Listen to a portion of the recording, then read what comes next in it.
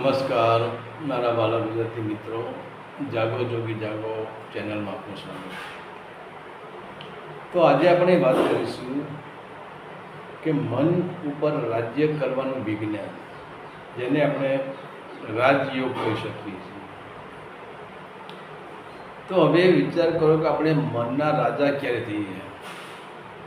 આજે આપણે અવળી દોટ ચાલે છે. ખરેખર તો મન આપણું ગુલામ હોવું જોઈએ. આપણે મનના ગુલામ નથી, પરંતુ આપણે મનના ગુલામ થઈ ગયા છીએ.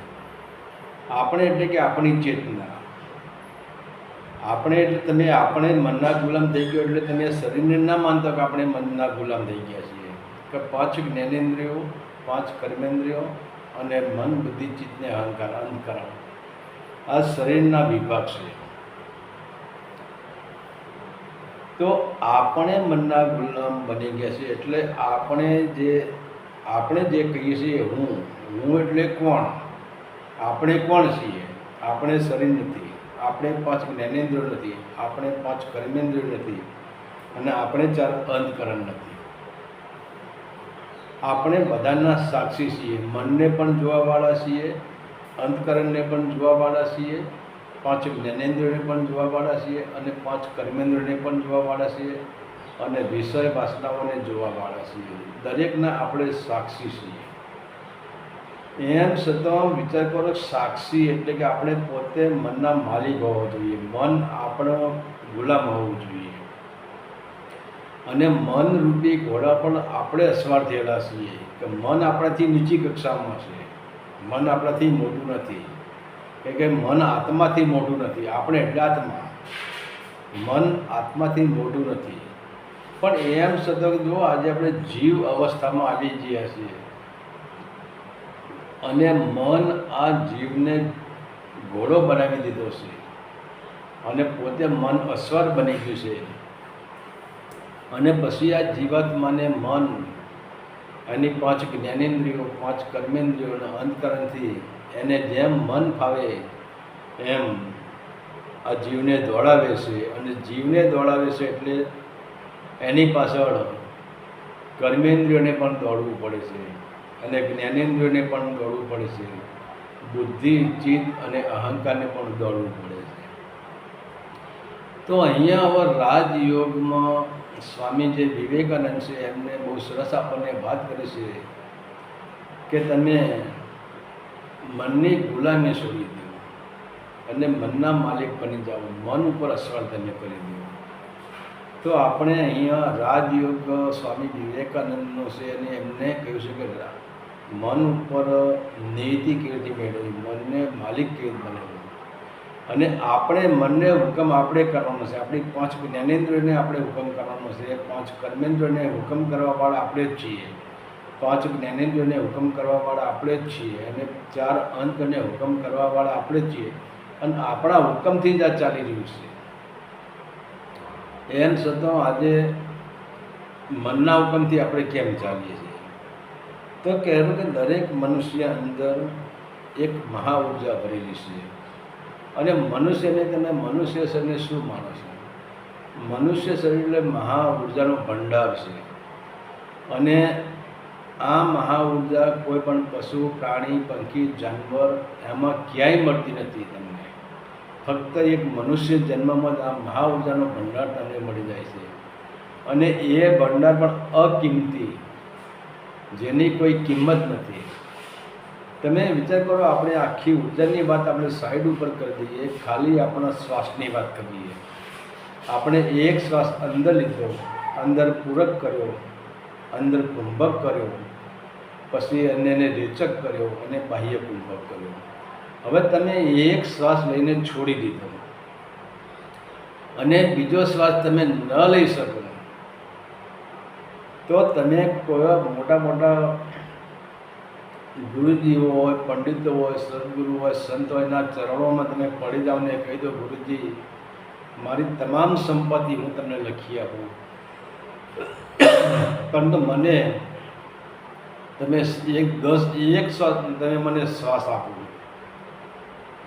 તો જે શ્વાસનું પૂર્ણાવૃત્તિ થઈ ગઈ એમાં એક શ્વાસ કોઈ આપી શકે નથી. જગતની તમામ સંપત્તિ તમે આપી દો ને ભેટમાં, તોય તમને એક શ્વાસ મળવાનો નથી. તો વિચાર તો કરો શ્વાસની કિંમત કેટલી છે. પણ આપણને જે મફતમાં મળે છે ને, એટલે આપણે એની કિંમત આપણે કરી શકતા નથી. તો કહેવાનું કે આપણી જે ઉર્જા છે એ ઉર્જા અકિંમતી છે. એની પૂરા અસ્તિત્વમાં એની કોઈ કિંમત થઈ નથી. અને આ સંસારમાં એવી કોઈ વસ્તુ નથી કે એ વસ્તુ આપીને ઉર્જાને ખરીદી શકાય. તો આટલી અકિંમતી વનસ્પતિ ઉર્જા આપણી પાસે છે. પરંતુ આપણે જોઈએ છીએ કે જેમ આપણે રેલવે તો જોઈ જશે, તો અત્યારે ઇલેક્ટ્રિક રેલવે થઈ ગઈ છે. પહેલાં એ જ રેલવે કોલસાથી ચાલતી હતી. હવે તમે વિચાર કરો, એ જ કોલસો રેલવેના જે આગળ એન્જિન આવે એમાં બોઇલર આવે, અને એ જ કોલસો બોઇલરમાં નાખવામાં આવતો હતો. અને એ બોઇલરમાં કોલસાની સ્ટીમ એટલે કે ધુમાડી એ બોઇલરમાં ઉત્પન્ન થતી હતી. અને એ સ્ટીમ તમે જુઓ, આખી રેલવે ગાડી લોખંડની જ બનેલી હોય છે. અને કેટલી બધી લોબી હોય છે. એના અંદર કેટલું રેલવે ગાડીનું કેટલું વજન હોય છે, એના અંદર પેસેન્જર બેઠા એનું કેટલું વજન હોય છે, એને જે માલગાડી એમાં જે માલ ભરેલો એનું કેટલું વજન હોય છે. અને એમ છતાં પણ એ લોખંડના પારડા ઉપર. વિચાર તો કરો, એ કોલસાની ધુમાડી, કોલસાની સ્ટીમ આખા રેલવેના એન્જિનને ખેંચી જાય છે.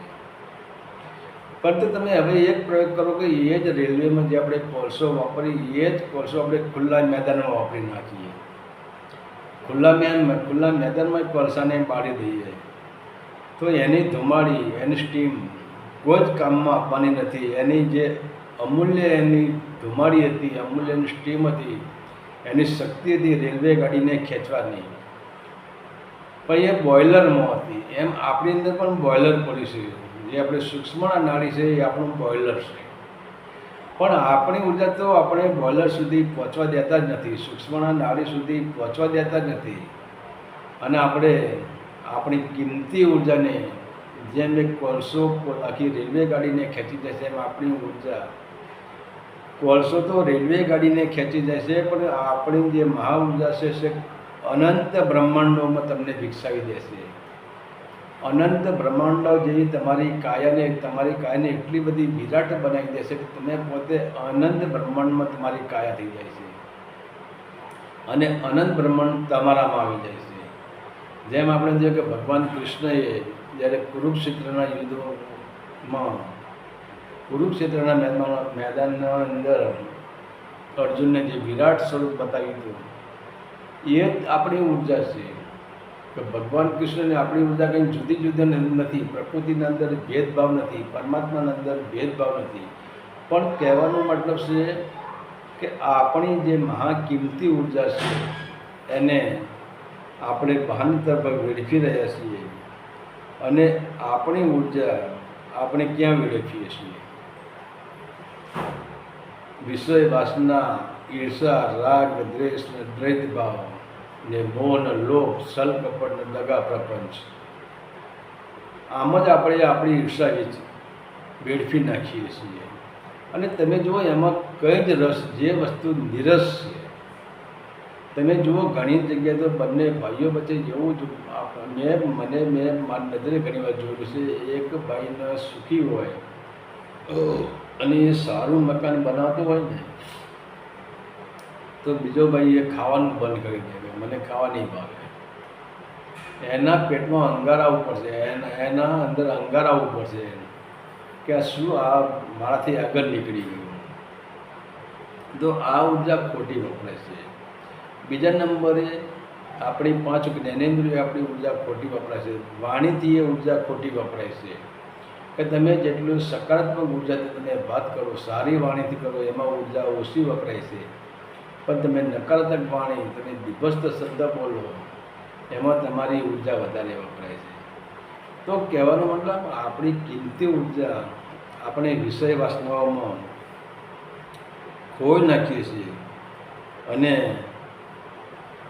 આપણે જોઈએ છે કે એના કારણે જ આપણું આ કિંમતી મનુષ્ય જીવન, કિંમતી અવસર, મહામૂળો અવસર એ આપણો છિન્ન ભિન્ન થઈ જાય છે અને છેવટે આપણે જે મુક્તિના દ્વારે આવેલા આપણને ધક્કો પડે છે ને આપણે પછી નરકની દ્વારના ખીણમાં આપણે ડૂબવું પડે છે.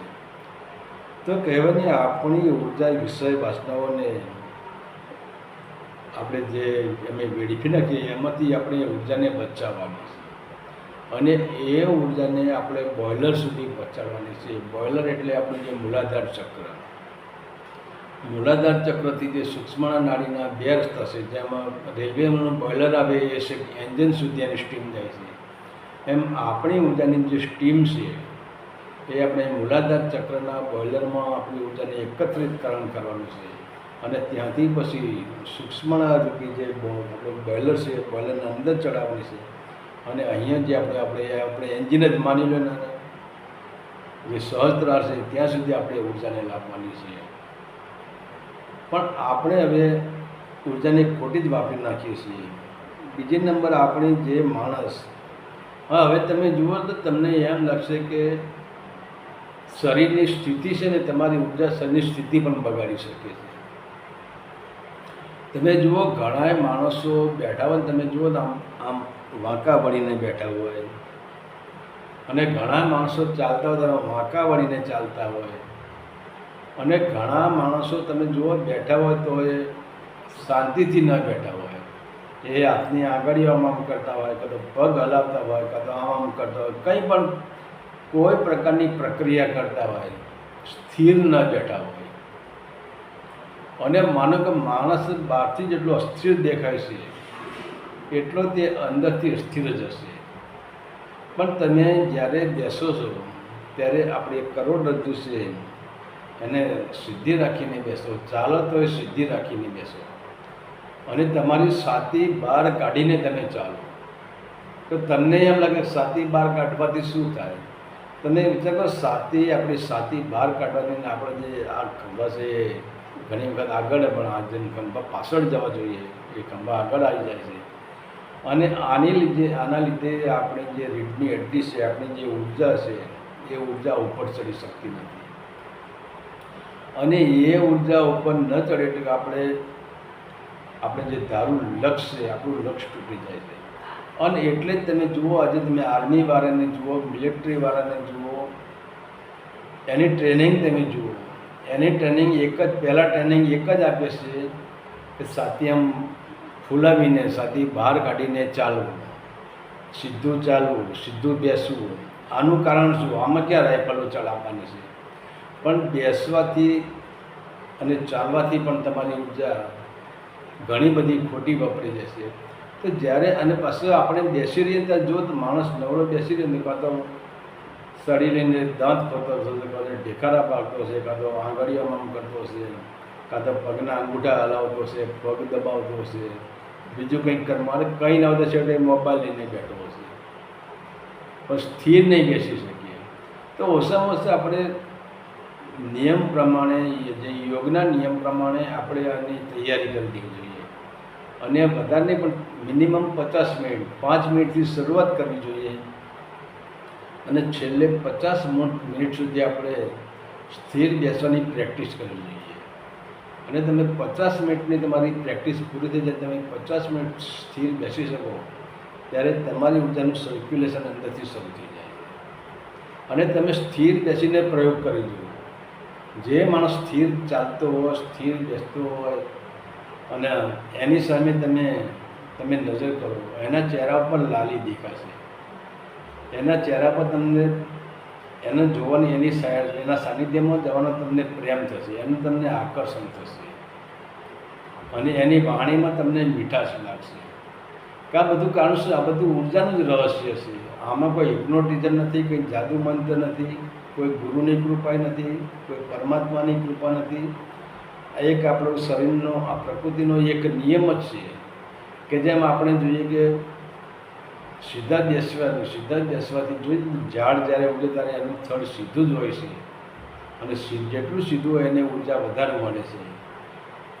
તો આપણે બેસવાનું, આપણે જે આપણી ક્રિયાઓ છે બદલી નાખવી જોઈએ બેસવાનું એટલે સ્થિર બેસવાનું, ચાલવાનું એટલે છાતી બહાર કાઢીને ચાલવાનું. પછી તમે પલંગમાં બેસો, ખુરશીમાં બેસો, સોફામાં બેસો કે ભોંય તળીએ બેસો, ગમે ત્યાં બેસો, ક્યાં બેસો એ મહત્ત્વનું નથી. પણ તમારે બેસવાનું વિશે આપણે કહીએ કે રાજા સાઈઠ હાથ જેને, અને રાજયોગ એટલે જ કહ્યો છે કે આ યોગના બધા લક્ષણો રાજયોગ જેવા છે, રાજા સાઈઠ હાથ જેવા લક્ષણો છે. આપણે બેસવાનું મર્દાના જમામ આમ બેસવાનું નથી, સટ્ટાથી બેસવાનું નથી. રાજયોગના પગ ઉપર પગ ચડાવીને બેસો રાજાની જેમ, પણ તમારો સીનો, તમારી છાતી એ બહાર કાઢીને બેસો, તમારા ખભા પાછળ ખેંચીને બેસો, ખભા આમ નહીં, આગળ લાવવા નહીં, ખભા પાછળ લાવો. અને આના કારણે ઘણી બધી આપણી ઉર્જા કહેવાય છે કે એ કંટ્રોલમાં આવી જાય છે. અને એની અસર સીધી આપણા મન ઉપર થાય છે. અને મન ઉપર આપણે ધીરે ધીરે પછી મન તમે આટલું કરો એટલે મનના તમે ધીરે ધીરે માલિક બનવા મળશો. તમને એમ લાગે કે બેસવાથી મનના માલિક થઈ જાય, સીધા ચાલવાથી મનના માલિક થઈ જાય. હા, સીધા ચાલવાથી, સીધા બેસવાથી સુવિચારો, સકારાત્મક ઉર્જા તમારી ભેગી થાય છે. અને સકારાત્મક ઉર્જા ભેગી થાય તો ધીરે ધીરે તમે મનના માલિક બની જાઓ છો, મનના રાજા બની જાઓ છો. કે પછી તમે જેટલી ઉર્જા તમારી અંદર, જેમ ગાડીની અંદર સ્ટીમ કામ કરે છે એમ તમારી ઉર્જા તમારા શરીરમાં કામ કરે છે. અને ધીરે ધીરે તમારા મનની અંદર જે રહેલી ખરાબ કચરો હોય છે વિષય વાસનાનો, એ ધીરે ધીરે એનું બાષ્પીભવન થઈ જાય છે. બીજા નંબરે જ્યારે તમે બેસો ત્યારે શાંત બેસો, શાંત પ્રકૃતિમાં બેસો. ભલે તમે પછી ચિંતામાં કે કોઈ પણ મગજનું ટેન્શન, અને જો મગજમાં ટેન્શન જેવું લાગે, મગજમાં કોઈ દુઃખ જેવું લાગે તો એ ટાઈમે બેસવાનું છોડી દો, બેસશો જ નહીં. અને એ જે બેસવાની શક્તિ છે એ જ ધીરે ધીરે તમને કંટ્રોલમાં આવે છે. અને કહેવાય છે કે સીધા બેસવાથી આપણી પ્રાણ ઉર્જા એના પણ અસર થાય છે. આપણા પ્રાણની જે ઉર્જા આખા શરીરમાં સર્ક્યુલેશન કરે છે. બીજા નંબરે આપણે જે કે શ્વાસ ઉપર આપણે ધ્યાન આપવાનું છે કે શ્વાસ અને મનનો ગહેરો સંબંધ છે. શ્વાસ અને મનની મિત્રતા છે. તમે જુઓ, જેવું મન એવો શ્વાસ થઈ જશે. તમારા મનની અંદર ભય હોય, તમારા મનની અંદર કામ હોય, તમારા મનની અંદર ક્રોધ હોય, તમારા મનની અંદર લોભ હોય, તમારા મનની અંદર ગભરાટ હોય, તો તમે શ્વાસ ઉપર શ્વાસનો પ્રયોગ કરો, તમારા શ્વાસ ઓટોમેટિક વધી જશે. અને તમારા શ્વાસ ઝડપી ચાલશે, તમારું હૃદય પણ ઝડપી ચાલશે, તમારા શ્વાસ પણ ઝડપી ચાલશે. પણ જે તમે સીધા બેસશો અને તમારી ઉર્જા જેમ જેમ ઉપર ચડશે એમ ધીરે ધીરે તમારી અંદર એક આનંદની લહેર ઉઠશે.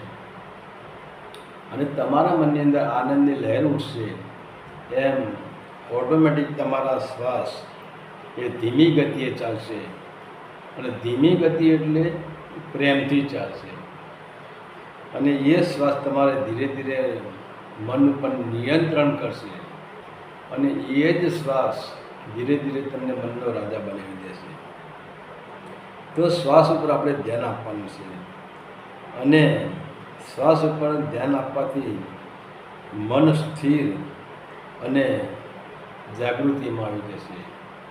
કે જેટલો તમે ટાઈટ બેસશો, જેટલો તમે સીનો, તમારી છાતી બહાર કાઢીને બેસશો અને તમારા શ્વાસ ઉપર ધ્યાન આપશો, તો એની અસર સીધી મન ઉપર થશે. તમારી મનમાં ધીરે ધીરે પ્રકાશ ફેલાવા મળશે.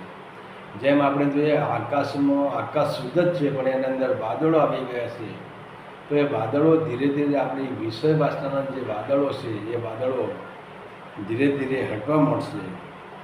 અને ત્યારે તમારું મન અને તમારી શરીરની ઇન્દ્રિયોને તમે હુકમ આપી શકશો.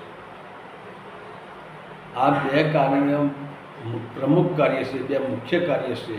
એક સીધા બેસવાનું અને શ્વાસ ઉપર ધ્યાન આપવાનું.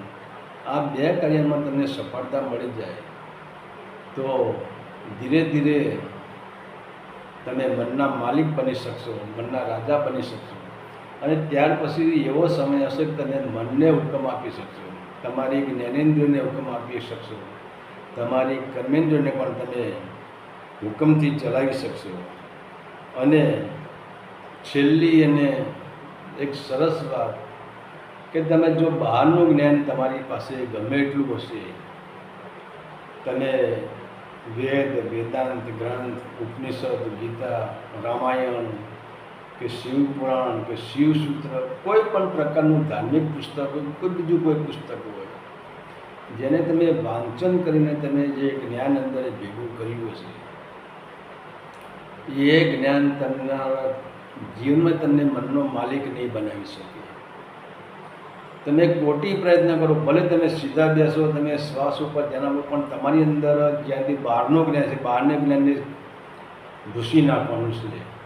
કારણ કે બહારના જ્ઞાનથી શું થશે? બહારના જ્ઞાનથી તમને અહંકાર આવશે. હું કંઈક જાણું છું, હું કંઈક છું, હું ગુરુ છું, હું આશ્રમ ચલાવું છું, હું સંત છું, હું ઓલિયો છું, હું ફકીર છું, હું અવધૂત છું, હું જગતગુરુ શંકરાચાર્ય છું. આ જે તમારી અંદર બહારનું જ્ઞાન એ તમને હું પણ લાવશે. અને જ્યાં હું પણ આવીને ત્યાં હું પણની અગ્નિ એવી છે ને કે તમારા બધા જ તમે દરેક પ્રકારના કાર્ય કરો એને બાળીને ભસ્મ કરી નાખશે. અને અહંકારની આગમાં તમે જો આખું જગત અહંકારની જગતની વાત કરો, આજે સંત સાધુઓ ગુરુઓ જે હોય એ બધા અહંકારની આગમાં શેકાઈ રહ્યા છે. અને તમે જુઓ એના જ કારણે તમે સંસારીમાં તો ઝઘડા હોય, આપણે માની લઈએ કે ભાઈ સંસારીમાં ઝઘડા હોય, પણ સાધુઓમાં ક્યાંથી ઝઘડા હોય?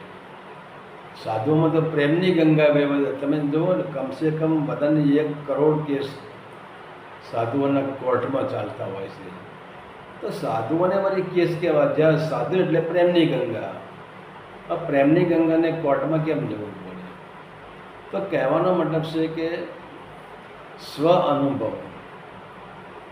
અનુભવ જ્યાં સુધી તમને નહીં મળે, અને બહારના અનુભવથી તમે, હા, બહારનો અનુભવ તમારું જીવન સુધારી શકશે, જગતમાં તમારી વાહ કરી શકશે, જગતમાં તમને ઊંચા આશાને બેસાડશે, લાખો લોકો તમારા ચરણ સ્પર્શ કરશે, લાખો લોકો તમારી વાહ કરશે, તમારા ફોટા ઘરે લગાવશે, તમારા ફોટાને અગરબત્તી કરશે. અને ગુરુ પૂર્ણિમાના દિવસે તમારે લાખો કરોડ રૂપિયા તમને આવક પણ થઈ જશે. તમે સારા એવા આશ્રમ પણ બનાવી શકશો, સારી એવી ગાડીઓ પણ લાવી શકશો, સારો એવો તમે ખોરાક ખાઈ શકશો, સારી એવી તમે કપડાં પણ પહેરી શકશો. અરે અમુક સાધુના ત્યાં જુઓ, નાવાના જે બાથરૂમ હોય, બાથરૂમની અંદર એસી લગાવેલા છે, સંડાસની અંદર એસી લગાવેલા છે. શું આટલું? આ સુખ તો રાજા રાવણે નહોતું. તો વિચાર તો કરો, આવા સાધુઓ ક્યાં ખેતરમાં મજૂરી કરવા ગયા, ક્યાં નોકરી ગયા, કઈ ડિગ્રીથી એમને આટલો પગાર છે? અને આટલો પગાર દાડી માણસે વસાવી શકતો નથી. અને ઘણા સાધુઓને નાહવા માટે સ્પેશિયલ બાથ તળ, જે કરોડો રૂપિયાના ખર્ચે જે નાહવા માટેના ટબ તૈયાર થાય છે, એવા ટબમાં જે સાધુઓ સ્નાન કરતા હોય છે.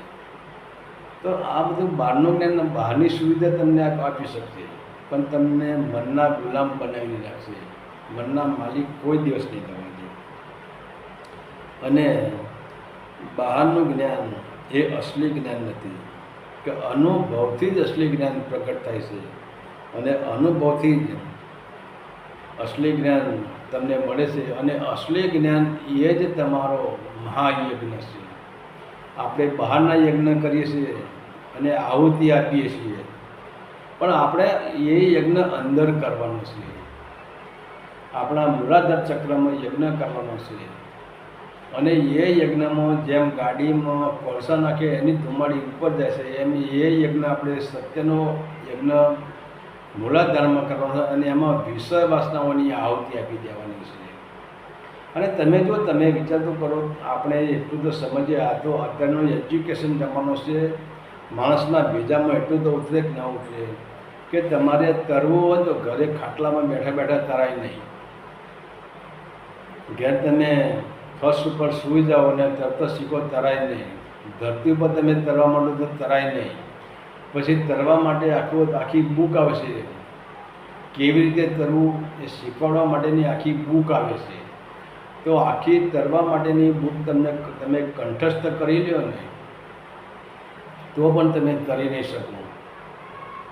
તો હવે તરવા માટે નક્કી તરવા માટે ધરતીની જરૂર નથી, તરવા માટે બુકની જરૂર નથી, તરવા માટે પલંગની જરૂર નથી, તરવા માટે ખાટલાની જરૂર નથી, તરવા માટે પાણીની જરૂર નથી. જે પાણીમાં તમે ડૂબકી મારી તો તમે ઓટોમેટિક તરી જવાના. અને બીજા નંબરે તમે પાણીમાં ડૂબકી મારશો એટલે શું થશે? તમે ભય મુક્ત થઈ જવાના, નિર્ભય થઈ જવાના. અને જે અનુભવી જ્ઞાન છે એ જ પરમાત્માના મહાસાગરમાં તમને તારી શકે છે અને તમને નિર્ભય બનાવી દેશે. પરંતુ જે પુસ્તકોનું જ્ઞાન છે, શાસ્ત્રોનું જ્ઞાન છે, વેદાંતનું જ્ઞાન છે, આ જ્ઞાન આપણે ધરતી પર રહીને તરત જ શીખીએ એ બરાબર જ છે. કંઈ એનાથી તરત પણ શીખાતું નથી અને એનાથી ભય પણ ભાગતો નથી અને એનાથી આપણે રાજયોગમાં જઈ શકતા નથી અને એનાથી આપણે મન ઉપર આપણે રાજ પણ કરી શકતા નથી. કારણ કે સ્ટેજ સુધી મનના ગુલામ જ રહીએ છીએ. પણ જ્યારે આપણે જેમ પાણી સિવાય કરી શકાતું નથી એ રીતે આપણે પરમાત્માના પ્રેમરૂપી સાગરમાં આપણે જો છલાંગ લગાવી દઈએ તો આપણો તમામ પ્રકારનો ભય મટી જશે અને આપણી ઉર્જા ધીરે ધીરે જેમ ભય મળતો આપણી ઉર્જા ઉપર ઉઠશે. અને તમે જુઓ, ભયભીત માણસનામાં બુદ્ધિ ન હોય, ભયભીત માણસનામાં નોલેજ ના હોય, ભયભીત માણસ હોય એનામાં સંસ્કાર ના હોય અને તમે અભય થઈ ગયા પછી તમારામાં સંસ્કારોનું સિંચન થશે, સત્યનું સિંચન થશે, સત્ય, દયા, કરુણા અને પ્રેમ અને લોક કલ્યાણનું સિંચન થશે. અને એ જ ઉર્જા આપણી ધીરે ધીરે જેમ જેમ ઉપર ચડશે એમ આપણે મનના રાજા બનતા જઈશું અને મન આપણો નોકર બનતો જશે. તો આ જ વિજ્ઞાન છે, ભક્તિનું આ જ વિજ્ઞાન છે. બીજું કંઈ જ કરવાની જરૂર નથી. આ ત્રણ પ્રશ્ન આપણે પકડી રાખવાના છે. આના ત્રણ પ્રશ્નો એ જ ભક્તિનું મહાવિજ્ઞાન છે અને આને જ આપણે રાજયોગ કહીએ છીએ. હરિ ઓમ તત્સત. આદેશના પ્રણામ.